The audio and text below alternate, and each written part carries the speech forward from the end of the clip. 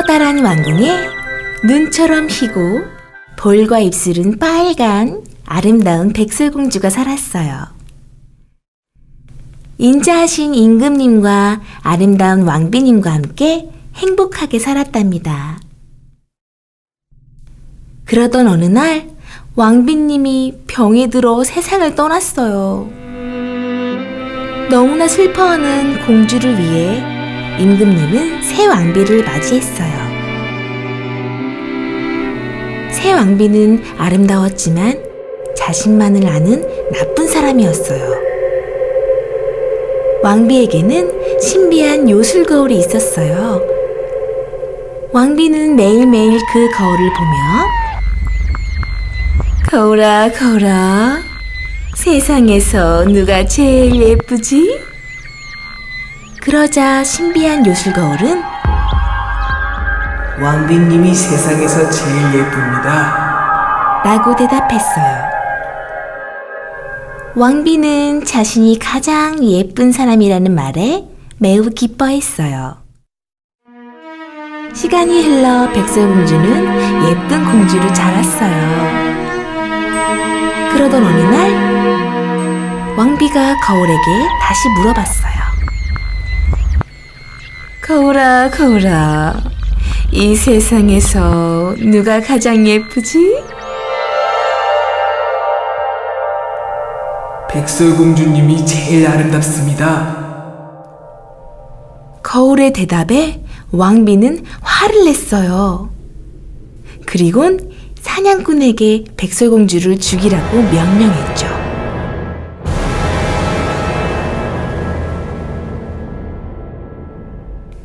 사냥꾼은 숲속 깊은 곳으로 백설공주를 데려왔어요.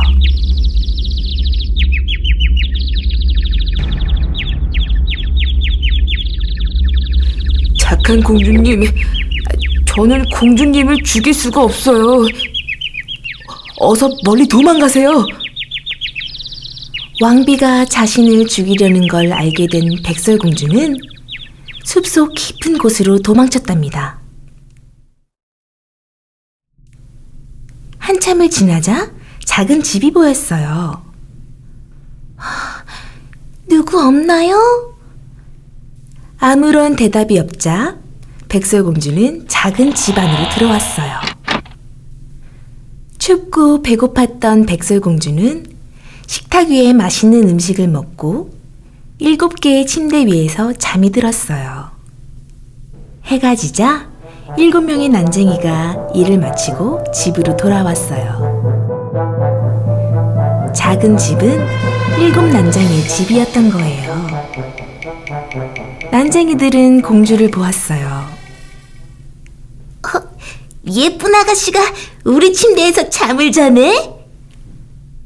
난쟁이들은 깨어난 백설공주에게 성에서의 이야기를 듣고 같이 살기로 했어요.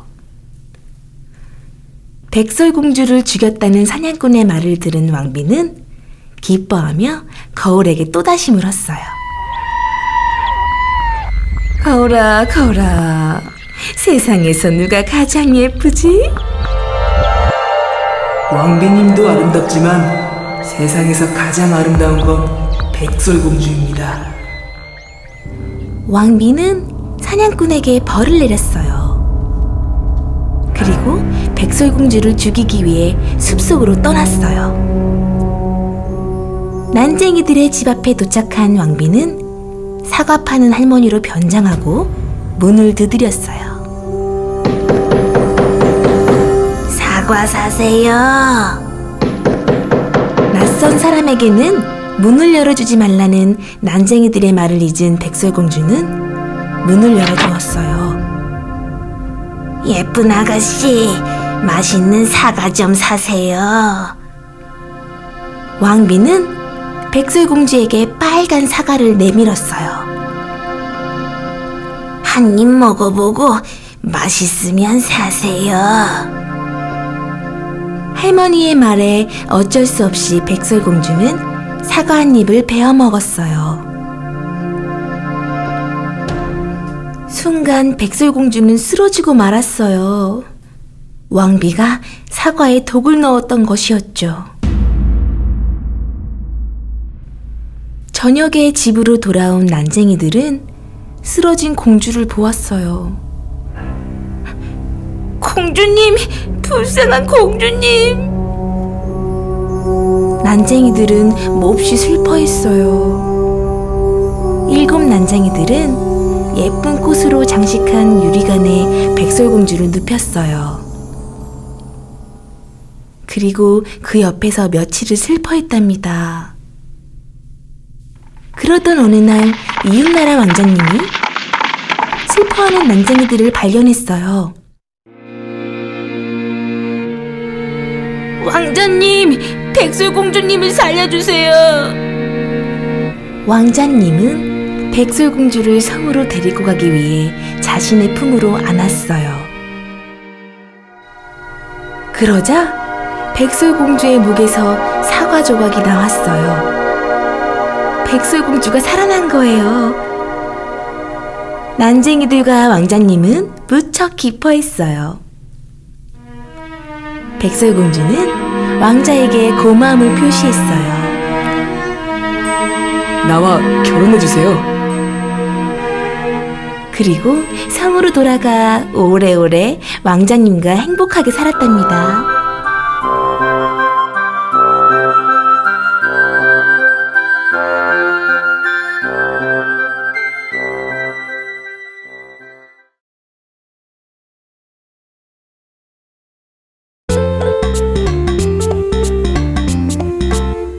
토끼와 거북. 숲속에 달리기를 잘하는 토끼가 살았습니다. 이 토끼는 누구를 만나든 자신이 달리기를 잘한다며 자랑을 하곤 했어요. 그러던 어느 날 길을 가던 토끼는 거북을 만났어요. 느림보 거북아, 어딜 그렇게 느릿느릿 열심히 가니? 내가 어딜 가든 네가 무슨 상관이야. 그렇게 느릿느릿 걷다간 해가 서산으로 넘어갈까봐 걱정돼서 그러는 거야. 아무리 해님이 참을성이 많아도 널 기다리기는 힘들걸? 너와 나 둘 중에서 누가 빠른지는 경주를 해봐야 아는 것 아니니? 그렇다면 여기서 저 동산 꼭대기에 있는 나무까지 누가 빨리 달려가나 내기해볼까? 좋아. 드디어 숲속의 동물들이 지켜보는 가운데 토끼와 거북이의 달리기 경주가 시작되었어요. 토끼 이겨라, 거북이 이겨라! 숲속의 동물들이 응원을 해주자 토끼는 더욱 신이 나서 잘난 척하면서 깡충깡충 내달렸어요. 거북도 친구들의 응원에 힘을 얻어 느릿느릿 열심히 걸었어요. 어? 토끼가 어딨지? 벌써 보이질 않는군. 나도 열심히 가야지. 벌써 산중턱이군. 거북이는 어디쯤 오고 있는지 볼까? 뭐야? 아직도 저 먼지 산 아래에 있는 거야? 나를 따라오려면 아직 멀었군. 거북도 참 답답하지. 결과가 뻔한 시합을 하자고 해서 괜한 고생을 하니 말이야. 난 여기서 잠깐 쉬어가야 되겠다. 토끼는 나무 그늘에 벌렁 누웠습니다. 그러다가 그만 쿨쿨 잠이 들고 말았어요. 한편 거북은 땀을 뻘뻘 흘리며 앞만 보고 열심히 걸어갔어요. 옹금옹금 느릿느릿. 거북은 잠시도 쉬지 않았어요.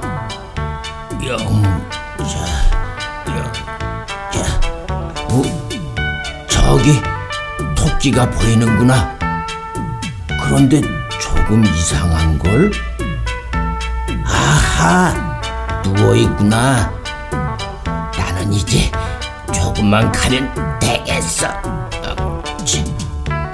거북은 걷고 또 걸었습니다. 하지만 토끼는 거북이 동산 꼭대기에 가까이 가고 있는 것도 모른 채 계속 잠만 자고 있었어요. 만세! 내가 이겼다! 토끼야! 이 깃발을 보렴. 이게 무슨 소리지? 그제야 잠에서 깬 토끼는 허둥지둥 동산을 향해 달렸어요. 그러나 거북은 이미 나무 밑에 앉아서 땀을 닦고 있었어요. 느림보 거북이 토끼를 이긴 것이에요. 낮잠만 안 잤어도 이길 수 있었는데. 토끼는 울상을 지으며 후회했습니다.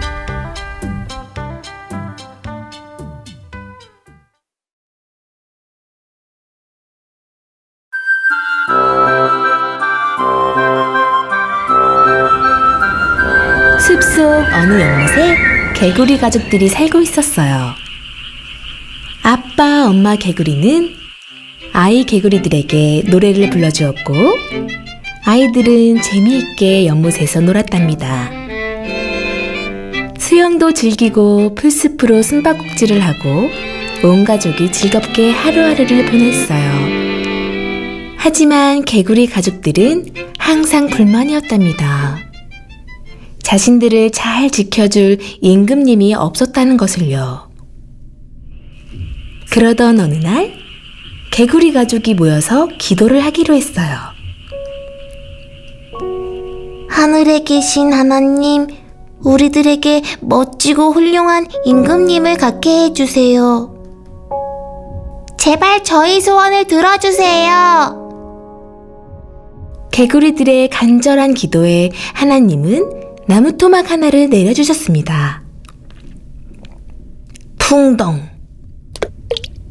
하늘에서 갑자기 떨어진 토막 소리에 개구리들은 매우 놀라 숨어버렸어요. 저게 뭐지? 혹시 하나님이 보내주신 우리 임금인가 봐.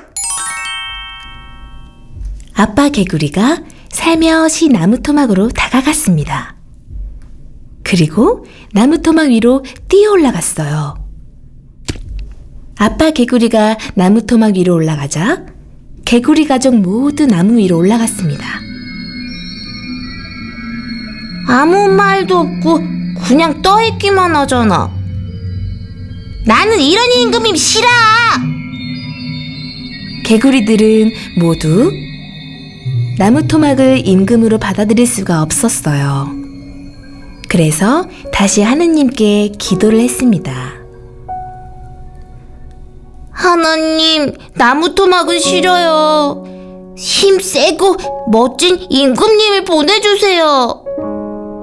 저희들을 지켜줄 수 있게 무척 힘이 센 임금님을 보내주세요.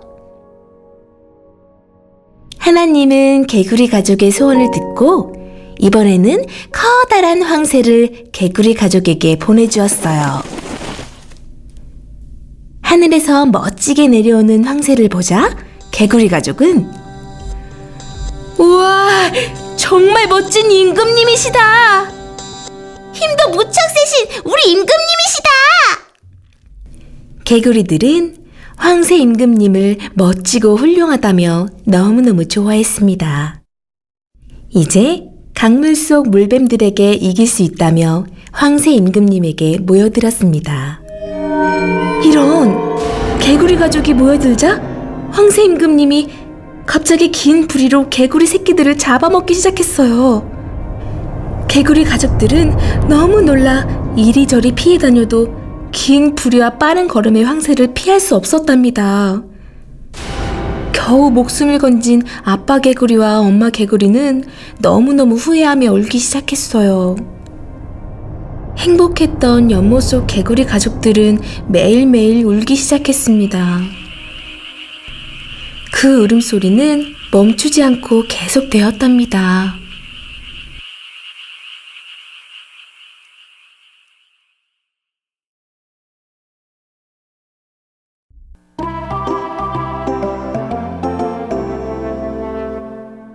거짓말쟁이 양치기 소년. 탈무드라는 책에는 거짓말쟁이가 받는 최대의 벌은 그가 진실을 말해도 사람들이 믿지 않는 것이다 라는 말이 있어요. 내 말을 사람들이 믿지 않으면 참 슬프겠지요. 이번에는 거짓말쟁이 양치기 소년 얘기를 들려줄게요. 옛날에 양치기 소년이 있었습니다. 양치기 소년은 양떼에게 싱싱한 풀을 먹이기 위해 날마다 들판에 나갔어요. 그러던 어느 날이었어요. 양들이 한가롭게 풀을 뜯어먹는 것을 보고 있던 소년은 풀밭에 드러누우며 혼잣말을 했죠. 너무 심심하군. 너무 심심해. 뭐 재미있는 일이 없을까? 아랫마을에 있는 사람들은 재미있겠지? 옳거니! 무릎을 탁 치며 입가에 미소를 짓던 소년은 마을을 향해 큰 소리로 외쳤습니다. 늑대가 나타났다! 늑대다! 소년의 외침을 듣고 마을 사람들은 하던 일을 멈추고 허겁지겁 달려왔어요. 저마다 손에는 몽둥이와 낫을 들고 왔죠. 얘야, 괜찮니? 늑대는 어디에 있니? 속았죠? 사실 늑대는 나타나지 않았어요. 심심해서 한번 거짓말을 해본 거라고요. 얘야, 다시는 그런 거짓말을 하지 마라. 마을 사람들은 어이가 없었지만 소년을 타이른 뒤 마을로 내려갔어요. 며칠 뒤 또다시 심심해진 양치기 소년은 다시 장난이 치고 싶어졌어요. 늑대다! 늑대가 나타났어요! 사람 살려요! 소년은 다급한 목소리로 소리쳤습니다. 이번에도 마을 사람들은 하던 일을 제쳐놓고 우르르 달려왔어요. 하지만 양치기 소년이 또 거짓말을 했다는 것을 알고는 화를 내며 되돌아갔지요. 그러던 어느 날 양치기 소년은 양떼를 풀어놓고 나무 그늘에 누워 잠을 자고 있었어요. 맹, 맹. 양들이 갑자기 소란을 피우기 시작했어요. 놀란 소년은 눈을 번쩍 떴죠. 아니나 다를까 숲속에서 커다란 늑대 한 마리가 슬금슬금 다가오고 있었던 거예요. 양치기 소년은 마을을 향해 목이 터져라 소리쳤어요. 늑대가 나타났어요! 살려주세요! 정말 늑대가 나타났어요! 또 거짓말을 하는군. 우리가 이번에도 속을 줄 아느냐? 마을 사람들은 콧방귀를 뀌며 저마다 한마디씩 했어요. 아무도 양치기 소년을 위해 달려오지 않았어요. 이번에는 아무도 소년의 말을 믿지 않은 거예요.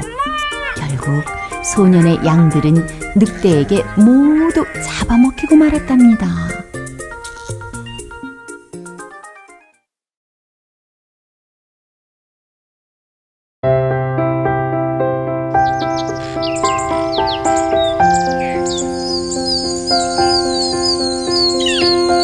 어느 숲속 마을에 염소 가족이 오손도손 행복하게 살고 있었어요. 어느 날 엄마 염소가 7마리의 아기 염소를 불러 말했어요. 엄마가 올 때까지 집 잘 보고 있어. 늑대가 올지 모르니까 문을 두드려도 열어줘서는 안 된다. 네, 엄마. 아기 염소들은 씩씩하게 대답했어요. 엄마 염소가 집을 나서자 아기 염소들은 문을 꼭 잠갔어요.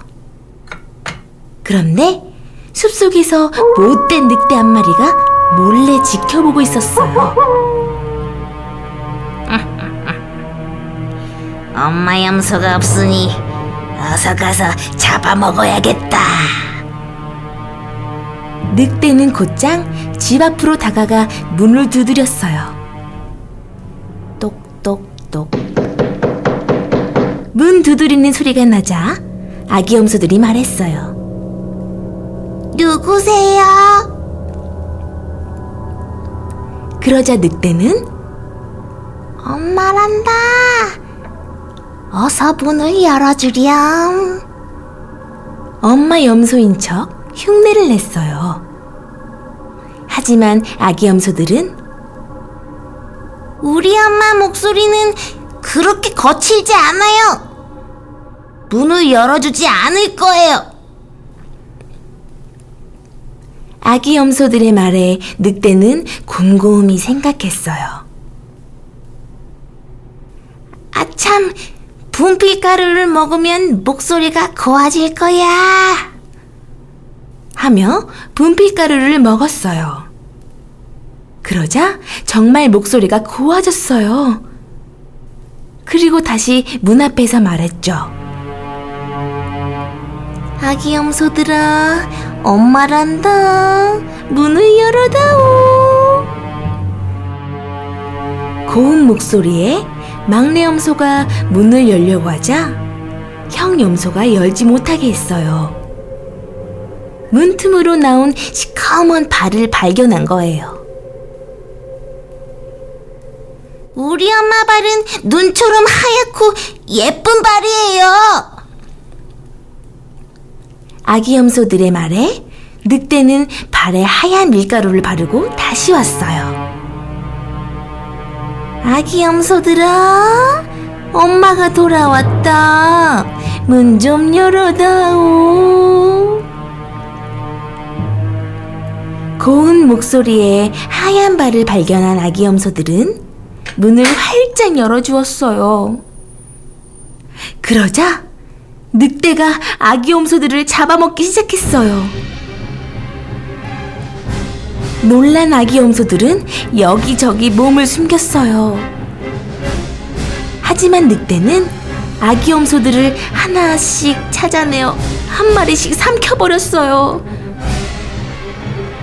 순식간에 늑대는 6마리 아기 염소를 삼켜버렸어요. 분명 7마리였는데 한 마리가 보이지 않는걸. 늑대는 아기 염소 한 마리를 찾기 시작했어요. 막내 아기 염소는 벽시계 안에 숨었던 거예요. 늑대는 아기 염소의 냄새를 따라 벽시계 앞으로 다가왔어요. 막내 아기 염소는 너무 겁이 났어요. 늑대가 벽시계 속으로 손을 넣으려는 순간 땡땡땡 하며 벽시계에 종이 울렸어요.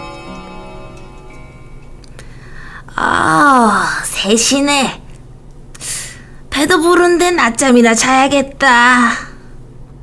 하며 숲속으로 돌아갔어요.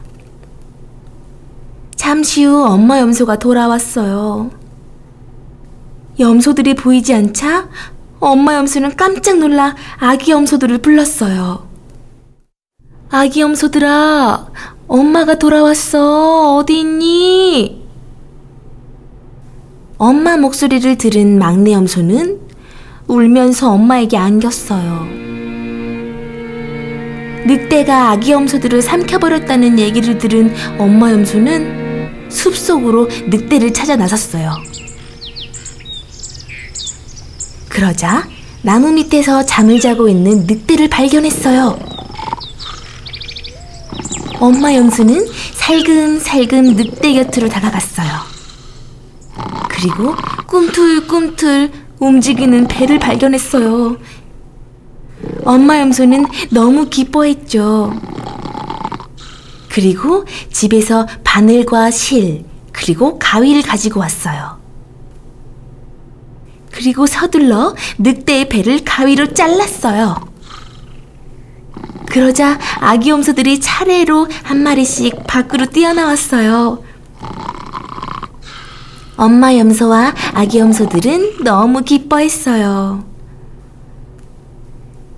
나쁜 늑대를 혼내줘야겠구나. 그리고 아기 염소들에게 돌멩이를 주워오라고 말했어요. 엄마 염소는 주워온 돌멩이들을 늑대의 뱃속에 집어넣고 실과 바늘로 꿰매었어요. 나쁜 늑대는 아무것도 모른 채 쿨쿨 잠만 잤답니다. 얼마 후 늑대가 눈을 떴어요. 이상하다. 왜 이렇게 몸이 무겁지? 염소들을 너무 많이 먹었나? 늑대는 비틀거리며 물을 마시러 강가로 갔어요. 늑대가 물을 마시려 하자 뱃속의 돌 때문에 그만 강물 속으로 빠지고 말았답니다. 늑대를 물리친 엄마 염소와 7마리 아기 염소는 서로서로 사랑하며 행복하게 살았답니다.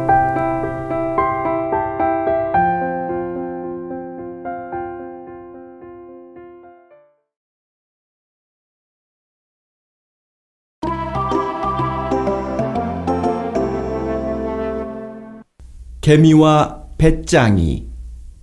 테마는 천천히 움직임으로 가난이 곧 따라잡는다. 미국의 과학자인 프랭클린이 한 말이에요. 이번에는 개미와 배짱이 얘기를 들려줄게요. 햇볕이 쨍쨍 내리쬐는 무더운 여름철이었습니다. 어서 부지런히 나르자. 영차 영차. 하나 둘 영차 하나 둘 영차. 개미들이 땀을 뻘뻘 흘리며 먹이를 나르고 있었어요.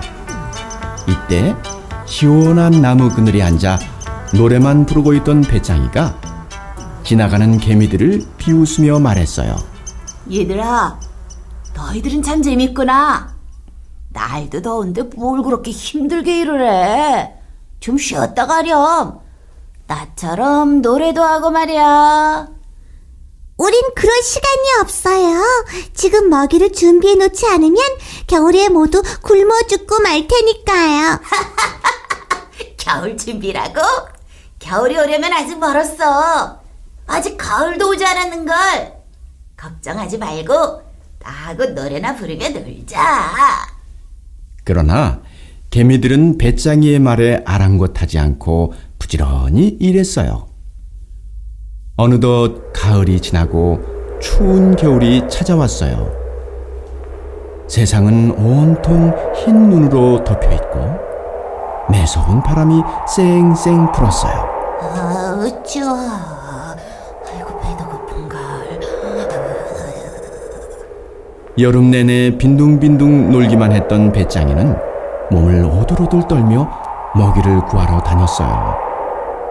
하지만 나뭇잎도 다 떨어지고 눈 덮인 들판에서 먹을 것을 찾기는 쉽지 않았어요.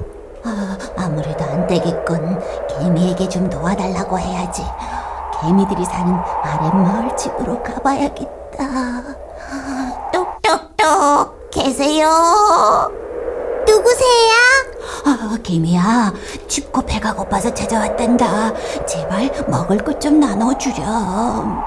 배창이님, 몸이 꽁꽁 얼었네요. 어서 들어오세요. 이쪽 난로 옆으로 오세요. 마침 저녁 식사를 준비하던 중이었어요. 우리랑 같이 식사해요. 개미들은 배짱이를 반갑게 맞아주고 따뜻한 음식도 주었어요. 내가 어리석었어.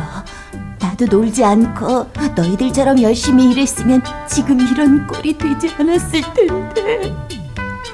배짱이는 지난날 게으름을 피우며 놀기만 했던 것을 크게 후회했답니다.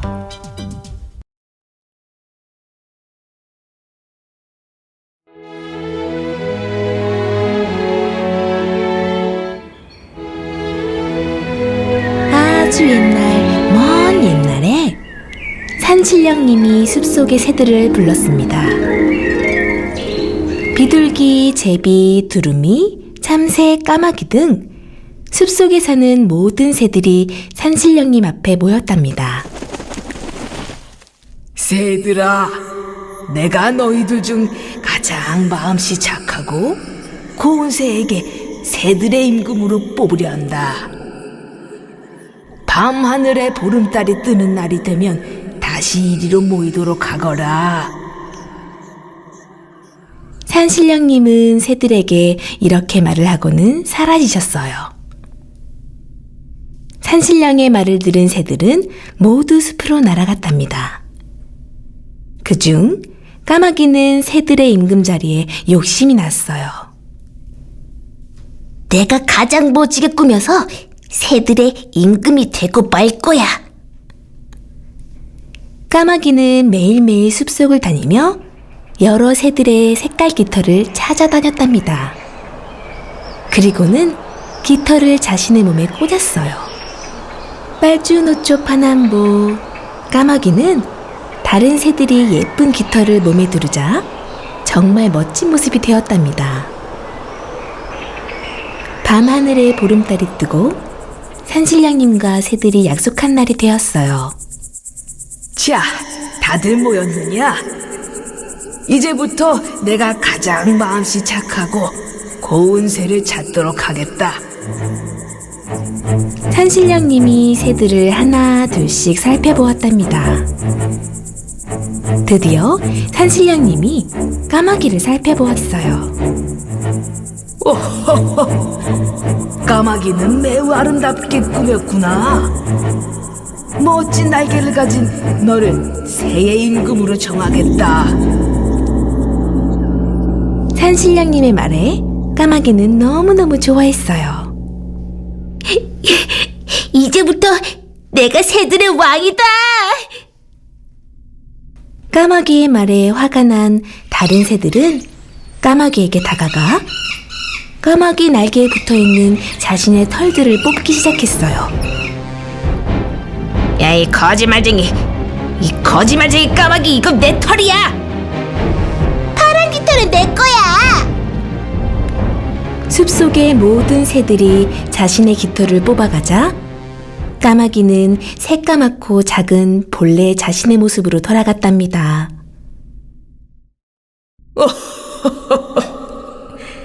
까마귀가 자신의 모습으로 돌아왔구나. 산신령님의 웃음에 숲속의 모든 새들이 까마귀를 보고 웃었답니다.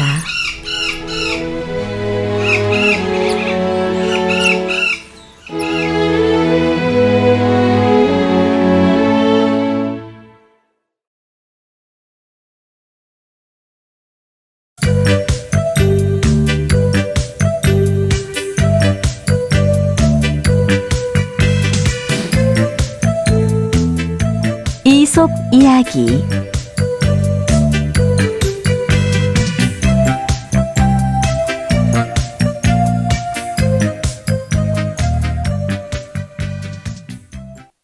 서울쥐와 시골쥐. 행복을 사치한 생활 속에서 구하는 것은 마치 태양을 그림에 그려놓고 빛이 비치기를 기다리는 것이나 다름없다. 프랑스의 황제인 나폴레옹이 한 말이에요. 그림 속의 해님은 따뜻할 수가 없겠죠? 자, 이번에는 서울쥐와 시골쥐의 생활을 구경해 볼까요? 옛날에 서울쥐와 시골쥐가 서로 친구가 되었습니다. 하루는 시골쥐가 서울쥐를 집으로 초대했어요. 우리 동네에 놀러와. 곡식이 풍성하게 익었어. 우리 집에서 재밌게 지내자. 서울쥐는 한껏 멋을 내고 시골쥐를 찾아왔어요. 어서 와. 여기가 우리 집이야. 여기 편히 앉으렴. 시골쥐는 서울쥐를 위해 밭에서 난 보리 이삭과 감자, 옥수수 등을 대접했어요. 자, 마음껏 먹으렴. 그러나 서울쥐는 얼굴을 찌푸리며 음식에 손도 대지 않는 거예요. 왜 그러니? 음식이 맛이 없니? 물론이야. 이렇게 형편없는 음식은 난생 처음 본다. 서울쥐는 식탁에서 고개를 돌리며 투덜거렸어요. 그러자 시골쥐가 물었어요. 그럼 서울에서는 어떤 음식을 먹는데? 커다란 빵과 맛있는 생선, 치즈, 케이크 같은 것을 실컷 먹을 수가 있지. 그게 정말이야? 정말이고 말고. 게다가 서울에는 멋진 집과 자동차도 얼마나 많은데. 서울쥐가 으스대며 자랑을 늘어놓았어요. 넌 참 좋겠다. 네가 정말 부럽다. 그러지 말고 지금 당장 서울로 가는 게 어때? 내가 서울 구경도 시켜주고 맛있는 음식도 대접할게. 마침내 시골쥐는 서울쥐를 따라 나섰어요. 서울에 도착한 시골쥐는 으리으리한 집과 자동차를 보고 눈이 휘둥그레졌어요. 여기가 우리 집이야. 이리 와 앉아. 우와, 진짜 멋있다. 시골쥐는 너무나 신기했어요. 서울쥐의 식탁에는 빵과 생선, 치즈, 케이크 등이 차려져 있었어요. 자, 마음껏 먹어. 정말? 우와, 진짜 맛있겠다. 시골쥐가 막 음식을 먹으려던 참이었어요. 그런데 그때 어디선가 사람의 발소리가 들리더니 드르륵 문이 열리는 거예요. 어서 숨어. 서울쥐가 다급하게 소리쳤어요. 놀란 시골쥐는 서울쥐를 따라 쥐구멍으로 쏜살같이 달려갔어요. 그리고 얼마 후 사람이 사라지자 서울쥐는 시골쥐를 다시 식탁으로 안내했어요. 자, 이제는 정말 괜찮을 거야. 마음 놓고 먹자꾸나. 정말이지? 시골쥐는 허겁지겁 음식을 먹었어요. 그런데 바로 그때 벼랑간 문이 또 열리더니 웬 아주머니가 빗자루를 휘두르는 거예요. 아이고, 이런 고얀 놈들! 아이고, 주사자! 음식을 맛있게 먹고 있던 서울쥐와 시골쥐는 깜짝 놀라 달아나 버렸어요. 간신히 몸을 피한 시골쥐는 몸을 달달 떨며 이렇게 말했어요. 난 그만 시골로 돌아갈래. 아니, 갑자기 그게 무슨 소리야? 맛있는 음식도 먹어보지 않고 그냥 가겠다고? 아, 그러지 말고 다시 가서 배부르게 먹자. 아니야, 아무리 훌륭한 음식이라도 마음이 편해야 맛있지. 나는 마음 편한 시골로 갈래. 이렇게 시골쥐는 뒤도 돌아보지 않고 시골로 재빨리 돌아갔어요.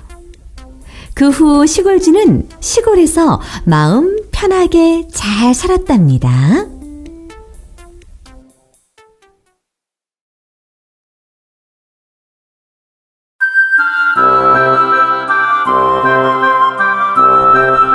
시골 어느 마을에 제페트 할아버지가 살고 있었어요. 나무 인형을 만들어 팔며 외롭게 살았답니다. 어느 날 할아버지는 나무 인형을 만들었어요. 나무 인형은 귀엽게 생긴 남자아이 인형이었어요. 그런데 갑자기 인형이 움직이기 시작했어요. 아빠.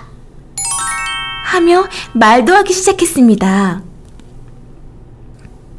할아버지는 외로운 자신을 위해 하늘이 주신 선물이라 믿고 기뻐했어요. 그리고 나무 인형에게 피노키오라는 이름을 지어주셨어요. 할아버지는 책을 사서 피노키오를 학교에 보냈어요. 피노키오는 신나게 학교로 달려갔어요. 마을에 들어서자 신나는 음악 소리가 들렸어요. 피노키오는 학교 가는 길이 아닌 음악이 들리는 곳으로 향했어요. 그곳에는 재미난 인형극장이 있었어요. 피노키오는 인형극이 보고 싶어졌어요. 그래서 할아버지가 주신 책을 팔아 인형극장에 들어갔어요.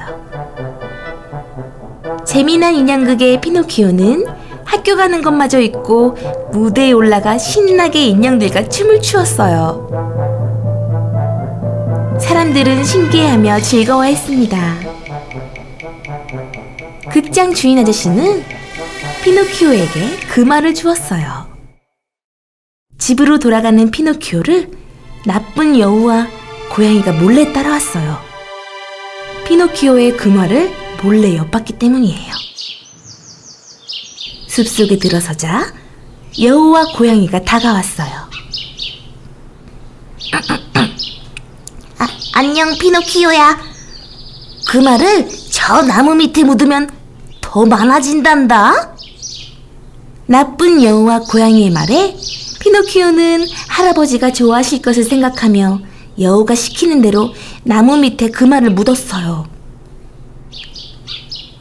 나무 밑에 있던 피노키오는 그만 잠이 들어버렸어요. 그러자 여우와 고양이는 밧줄로 피노키오를 나무에 묶고 금알을 가지고 도망을 갔어요. 나무에 묶인 피노키오는 살려달라고 소리쳤어요. 그러자 요정이 다가왔어요. 요정은 피노키오를 구해주고 피노키오에게 말했어요. 거짓말을 하면 코가 길어진단다. 그러니 절대 거짓말을 하면 안 돼.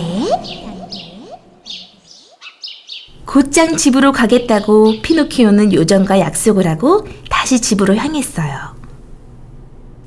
길을 걷다 피노키오는 장난감 나라로 향하는 마차를 만났어요. 그리고 요정과의 약속을 어기고 다른 아이들과 함께 장난감 나라로 향했어요.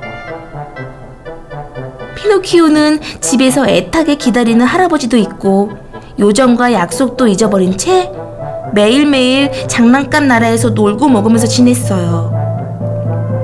그러던 어느 날 장난감 나라에 있던 모든 아이들과 피노키오는 당나귀가 되어버렸어요.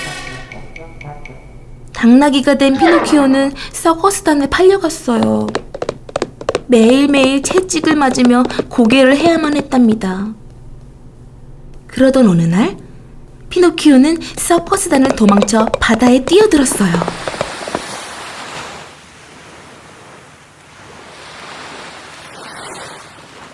그러자 당나귀가 되었던 피노키오는 원래의 모습으로 돌아왔어요. 너무나 기뻐 피노키오는 집으로 돌아가기 위해 열심히 헤엄쳤어요. 그때 커다란 고래가 나타났습니다. 그리고 한 입에 피노키오를 삼켜버렸어요. 캄캄한 고래 뱃속으로 들어온 피노키오는 저 멀리 보이는 빛을 따라 걸어갔어요. 그런데 그곳에 할아버지가 있었답니다. 피노키오야. 너무나 반가워 부둥켜 안고 기뻐했답니다. 할아버지는 피노키오를 찾아다니다 바다에서 고래에게 먹혔던 거예요. 이젠 할아버지 말씀 잘 듣는 착한 아이가 될게요. 피노키오는 아픈 할아버지를 구하기 위해 자신의 몸에 불을 피웠어요. 그러자 놀란 고래가 재채기를 하였어요. 재채기를 하는 순간 밖으로 나온 할아버지와 피노키오는 무사히 집으로 돌아왔어요. 피노키오는 진심으로 잘못을 빌고 정성스럽게 할아버지를 간호했어요. 그러자 환한 빛과 함께 요정이 나타나 피노키오를 신기하게 귀여운 남자아이로 바꿔주었어요. 할아버지와 피노키오는 너무나 행복하게 오래오래 살았답니다.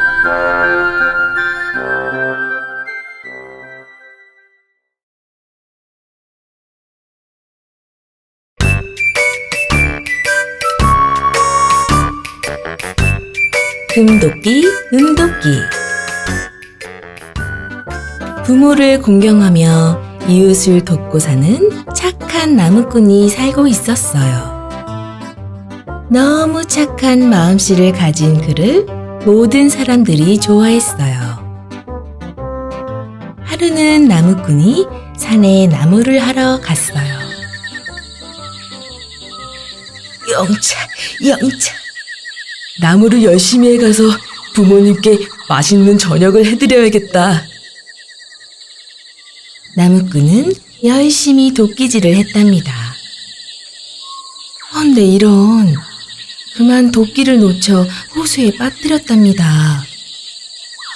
나무꾼은 어찌할지를 몰라 당황해하고 있었어요.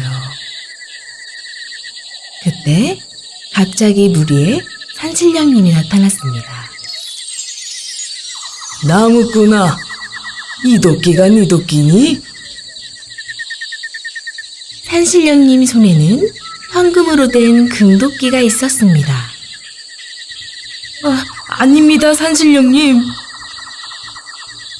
산신령님이 이번에는 은으로 된 도끼를 보여주었습니다. 아닙니다, 산신령님. 제 도끼는 낡고 싼 쇠도끼입니다. 산신령님은 나무꾼의 솔직함에 감동하여 금도끼와 은도끼를 나무꾼에게 주었답니다.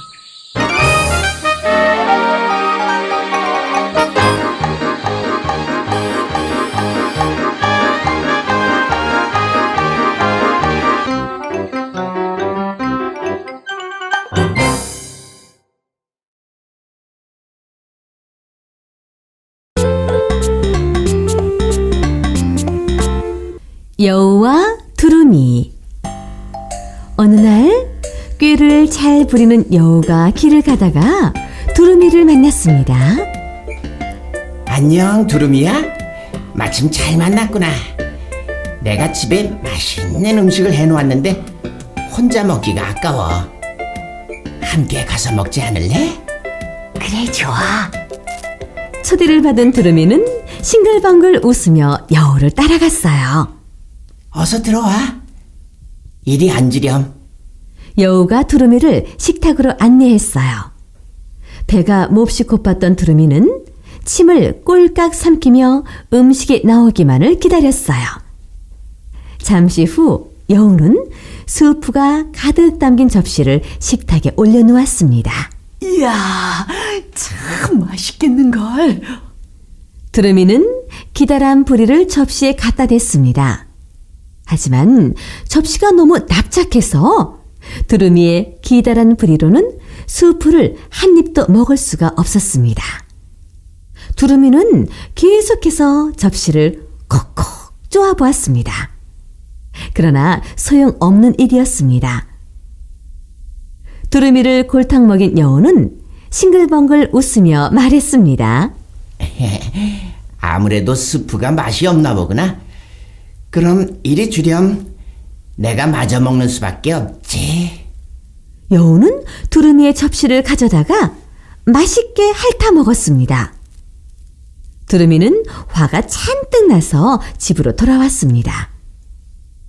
며칠 뒤 이번에는 두루미가 여우를 초대했습니다. 여우야, 오늘 내가 맛있는 음식을 준비했는데 먹으러 오지 않을래? 이 말에 귀가 번쩍 뜨인 여우는 얼른 두루미를 따라 나섰습니다. 자, 맛있게 먹으렴. 두루미는 고소한 냄새가 나는 수프를 식탁 위에 올려놓았습니다.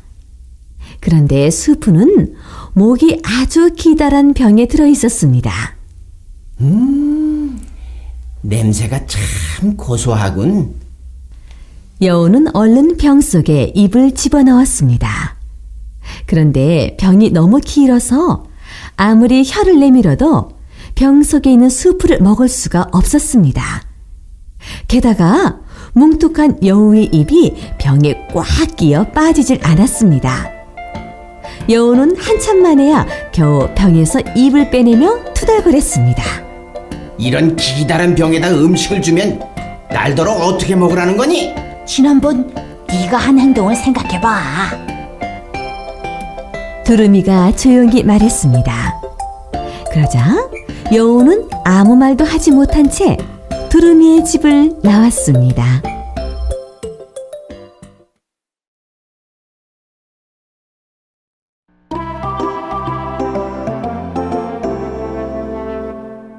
산비둘기와 사냥꾼.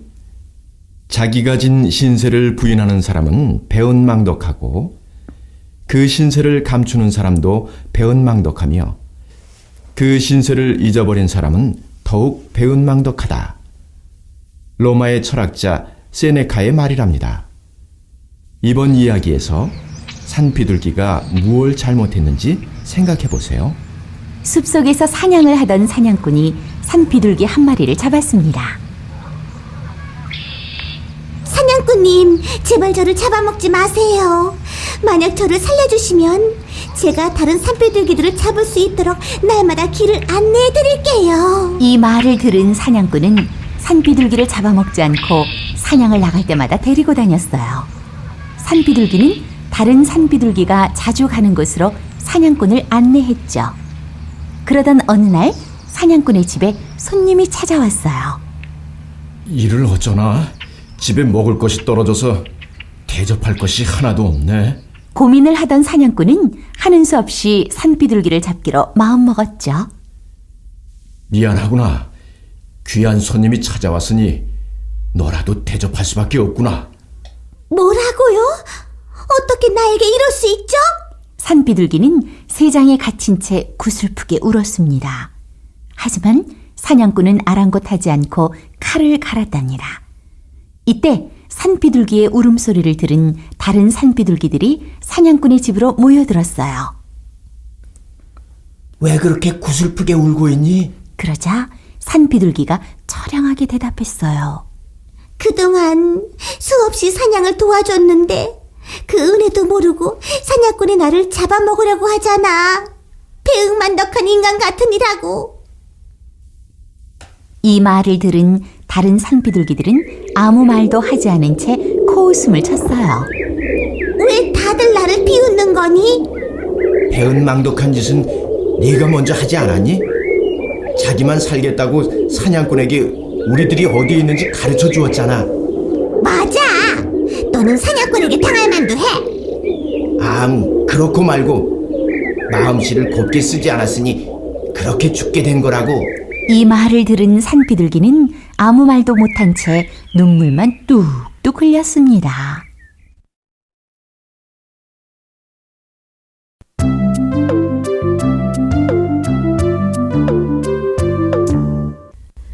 바람과 해님의 내기. 성경에는 지혜 있는 자가 힘센 자보다 강하고 지식 있는 자가 무력을 쓰는 자보다 강하다라는 말이 있어요. 바람과 해님의 얘기를 들으면서 그 뜻을 한번 이해해 보세요. 차가운 바람과 따뜻한 해님이 살고 있었습니다. 바람은 이리저리 돌아다니며 늘 자신의 힘을 자랑했어요. 어느 날 바람은 해님을 찾아가 말했어요. 이 세상에서 나보다 힘이 센 것은 아마 없을 거야. 바람이 잔뜩 뽐을 내며 말하자 해님이 빙그레 웃으며 말했어요. 바람아, 힘보다 중요한 것은 지혜란다. 그까지 지혜로 뭘 할 수 있다는 건지 모르겠군. 뭘 할 수가 있긴. 지혜만 있으면 세상에 무서울 게 하나도 없단다. 그래?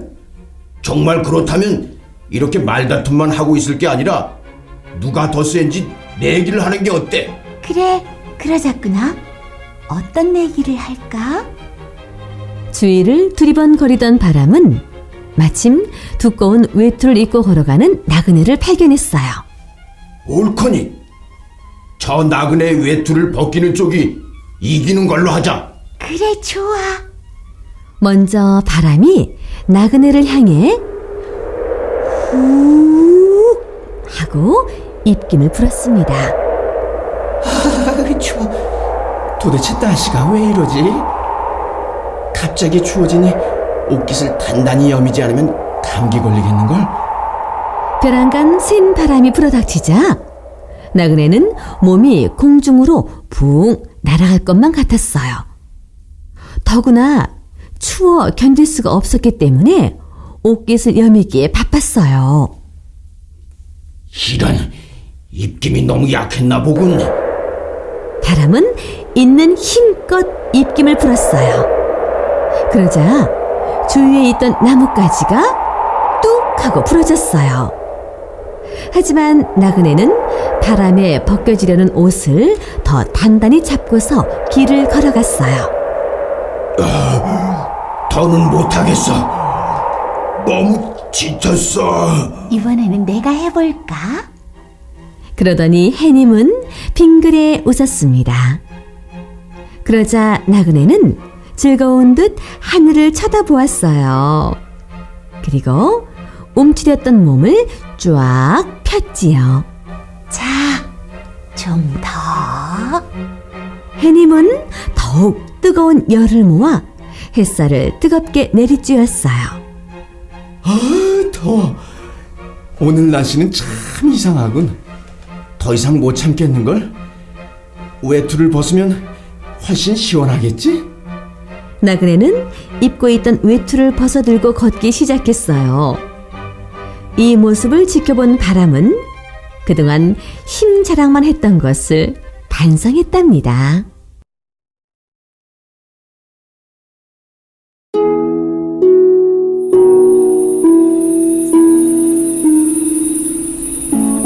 황금빛 노을이 초원을 물들이는 저녁 무렵이었어요. 성큼성큼 배고픈 늑대 한 마리가 먹이를 구하러 여기저기 사냥을 다니고 있었어요. 배고픈 늑대가 한참을 길을 걷다 깜짝 놀라 걸음을 멈췄답니다. 아니, 내가 생각보다 훨씬 크구나. 늑대는 길에 비친 자신의 그림자를 보고 무척 자랑스러워했답니다. 시간이 조금 더 흐르자 햇님이 서쪽 하늘로 넘어가려 했어요. 그러자 늑대의 그림자는 훨씬 더 커졌답니다. 오호, 놀라운걸. 내가 엄청나게 크네. 서쪽으로 사라지는 햇님 때문에 길어진 자신의 그림자를 진짜 자신의 모습이라고 믿었던 거예요. 이젠 숲에서 그 어떤 동물도 무섭지 않아. 늑대는 큰 소리로 외쳤어요. 사자도 호랑이도 하나도 무섭지 않다. 늑대는 점점 더 큰 소리로 숲속을 향해 외쳤답니다. 지금부터 동물의 왕은 나 늑대님이다. 네? 이게 무슨 소리야? 이때 숲을 걷던 사자가 늑대의 소리를 듣고 늑대에게 다가갔습니다. 뭐냐? 네가 동물의 왕이라고? 사자는 늑대에게 물었습니다. 그래, 사자야. 앞으로 나에게 왕이라 불러라. 늑대의 말에 사자는 어이가 없어 웃음을 지었습니다. 이놈 사자야! 감히 왕 앞에 섰다니 어디 혼나 볼래? 늑대는 사자에게 떠들어댔어요. 이때 갑자기 사자가 늑대의 뺨을 올려쳤어요. 단 한 방에 늑대는 하늘 아주 높이 날았다가 땅으로 꽝 하고 떨어졌어요. 늑대는 너무 아프고 놀라 겨우겨우 도망쳤답니다.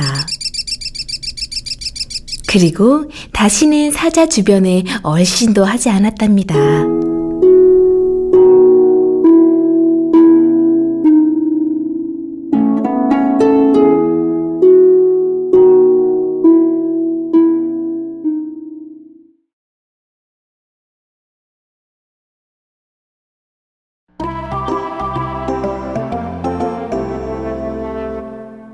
황금알을 낳는 암탉.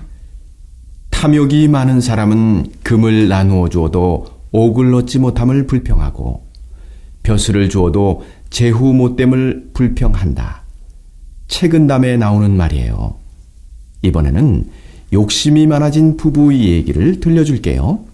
시골 마을에 부지런한 농부가 아내와 함께 살고 있었습니다. 어느 날 농부는 시장에 가서 암탉 한 마리를 사가지고 왔어요. 여보, 이 닭은 하루에 한 개씩 알을 낳는다고 하니 그것을 모아 시장에 내다 팝시다. 그래요? 농부와 아내는 싱글벙글 웃으며 좋아했어요. 다음 날 아침 부지런한 농부는 암탉이 알을 낳았는지 보려고 닭장으로 뚜벅뚜벅 걸어갔어요. 닭장 안을 들여다보던 농부는 깜짝 놀라 아내를 불렀죠. 여보! 무슨 일인데 그래요? 이것 좀 보구려. 우리 암탉이 황금알을 낳았소. 아내가 자세히 들여다보니 그것은 정말로 번쩍번쩍 황금알이었어요. 농부 부부는 기뻐서 어쩔 줄 몰랐죠. 다음 날도 그 다음 날도 암탉은 하루에 한 개씩 황금알을 낳았어요. 덕분에 농부 부부는 부자가 되어 행복한 나날을 보내게 되었죠. 하지만 농부는 날이 갈수록 일은 하지 않고 게으름을 피우기 시작했어요. 그러던 어느 날 아내가 농부에게 불평을 늘어놓는 거예요. 여보, 이 닭은 왜 황금알을 하루에 하나씩밖에 못 낳는 거죠? 여러 개를 한꺼번에 많이 낳으면 우리는 훨씬 더 큰 부자가 될 수 있을 텐데 말이에요. 그러게 말이오. 나도 그 생각을 하고 있던 중이었어. 그날부터 농부 부부는 암탉에게 알을 더 낳으라며 호통을 쳤어요. 하지만 암탉은 여전히 하루에 한 개씩만 황금알을 낳았죠. 그러자 농부 부부는 더욱더 암탉을 못살게 구는 거예요. 그러던 중 농부는 닭장에서 황금알 하나를 꺼내오면서 아내에게 말했어요. 여보, 내게 좋은 생각이 있어. 그게 뭔데요? 저 암탉의 배를 가르는 거요. 날마다 황금알을 낳는 걸 보면 분명히 저 뱃속에 많은 황금알이 들어있을 거요. 맞아요. 왜 진짜 그 생각을 못했을까요? 당장 닭의 배를 갈라봅시다. 농부 부부는 부자가 될 생각이 들떠서 다급하게 암탉을 잡았어요. 그리고 칼을 가져다가 암탉의 배를 쫙 갈라버렸어요. 그런데 암탉의 뱃속에는 황금알은커녕 그냥 달걀도 들어있지 않았지 뭐예요. 아이고, 이를 어쩌면 좋아요. 아내는 땅바닥에 털썩 주저앉아 울음을 터뜨리고 말았어요. 우리가 어리석었어. 욕심을 부리다가 그만. 어리석은 농부와 아내는 땅을 치며 후회만 했답니다.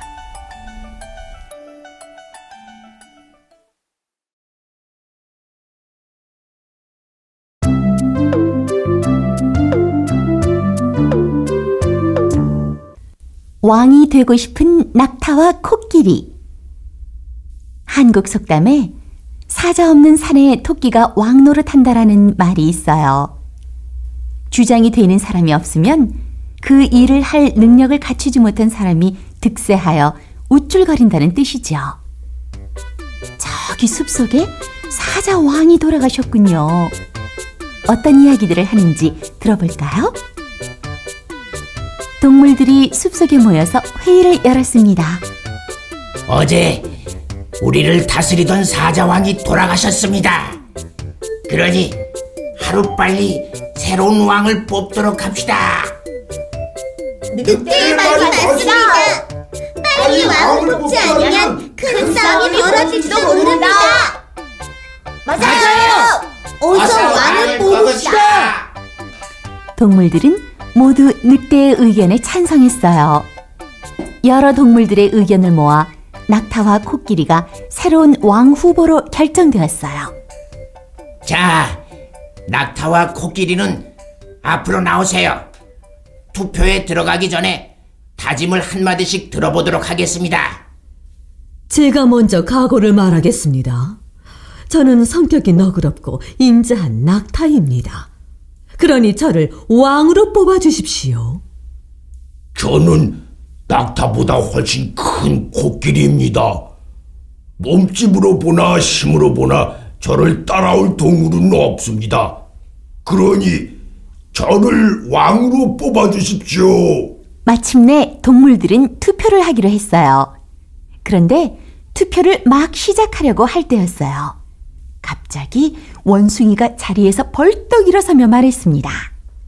여러분, 낙타와 코끼리는 우리의 왕이 될 자격이 없습니다. 뭐라고? 지금 무슨 소리를 하는 거야? 여러분, 제 말을 좀 들어보십시오. 낙타는 자신의 성격이 너그럽고 인자하다고 했습니다. 그런데 여러분 잘 생각해 보십시오. 우리의 왕이 될 동물은 옳고 그른 것을 가리기 위해 냉정한 판단을 할 줄 알아야 합니다. 하지만 낙타는 그의 성격 때문에 나쁜 일을 하는 동물을 보아도 화를 내지 않을 것입니다. 따라서 낙타는 왕이 될 자격이 없다고 봅니다. 그렇군. 원숭이 말이 맞소. 코끼리 역시 마찬가지입니다. 코끼리는 덩치가 크고 힘이 세긴 하지만 겁쟁이입니다. 아주 작은 모기를 보아도 벌벌 떠는데 어떻게 숲속의 동물들을 보호할 수 있겠습니까? 그러니 여러분, 지혜롭고 용기 있는 동물을 다시 추천해 우리의 왕을 뽑도록 합시다. 그럽시다. 다시 추천합시다. 원숭이의 말에 동물들은 모두 찬성을 했습니다.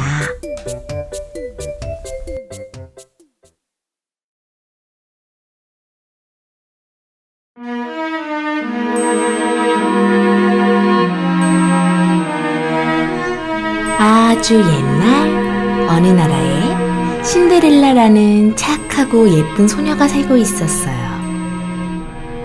사랑하는 어머니가 병으로 세상을 떠나자 아버지는 슬픈 신데렐라를 위해 새 어머니와 결혼을 했어요. 새 어머니에게는 고약한 두 언니가 있었죠. 새 어머니는 신데렐라에게 온종일 집안일만 시켰어요. 너무너무 힘들었지만 신데렐라는 참고 불평 없이 하루하루를 보냈어요. 그러던 어느 날 아버지가 사고로 돌아가셨답니다. 그 후로 새어머니와 두 언니는 더욱더 신데렐라에게 힘든 일을 시켰어요. 하지만 신데렐라는 불평도 없이 새어머니가 시키는 대로 열심히 집안일을 했죠. 그러던 어느 날 왕실에서 열리는 무도회 초대장이 날아왔어요. 우와, 예쁘게 입고 왕자님에게 잘 보여야지. 언니들은 모양을 내기 시작했어요. 신데렐라도 무도회에 가고 싶었지만 입고 갈 드레스가 없었죠. 드레스도 없으니 너는 청소나 해. 두 언니는 신데렐라를 놀렸어요. 두 언니가 떠나자 신데렐라는 초라하고 어두운 다락방에서 엉엉 울기 시작했어요. 그때 방 안이 환해지고 누군가 다가왔어요.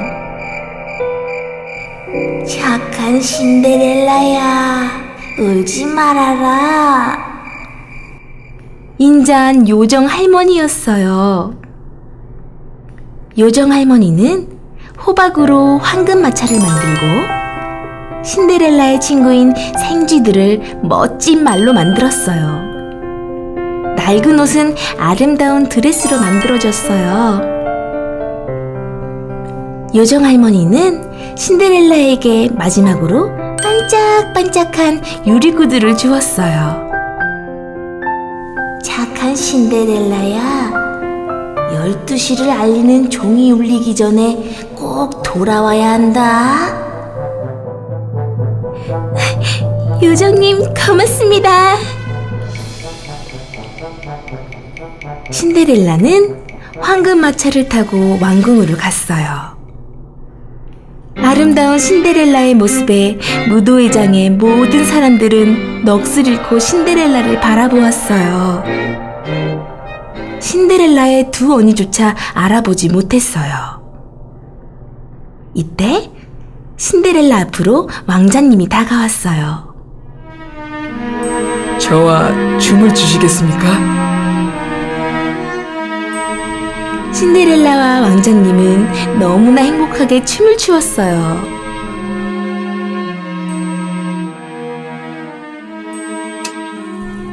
땡땡 12시가 됐어요. 신데렐라는 할머니의 말이 생각났어요. 신데렐라는 왕자님의 손을 뿌리치고 서둘러 무도회를 빠져나왔어요. 아가씨, 잠시만요. 왕자님은 신데렐라를 쫓아왔지만 이미 신데렐라는 사라진 뒤였어요. 마음이 너무 급한 신데렐라는 유리구두가 벗겨진 줄도 모르고 그대로 뛰어갔어요. 왕자님은 유리구두를 들고 신데렐라를 꼭 찾겠다고 다짐했어요. 땡땡. 12시에 마지막 종이 울리자 황금마차는 호박으로, 말은 쥐로, 드레스는 초라한 옷으로 바뀌었어요. 다음 날 아침이 되자 왕자님은 신하들을 시켜 유리구두의 주인을 찾으라 명했어요. 신하들은 온 나라의 많은 아가씨들에게 유리구두를 신겨보았지만 찾지 못했답니다. 그러던 어느 날 신데렐라의 집에도 신하들이 찾아왔어요. 두 언니는 황급히 유리구두를 신어보았죠. 온 힘을 다주어 발을 밀어 넣었어요. 그리고 서로 자기의 구두라고 말했어요. 이때 신하가 저만 채에 서 있던 신데렐라를 발견했어요. 아가씨도 한번 신어보시죠. 그 말을 들은 언니들은 화를 내며 신데렐라를 쳐다보았어요. 신하는 신데렐라에게 유리구두를 신겨보았죠.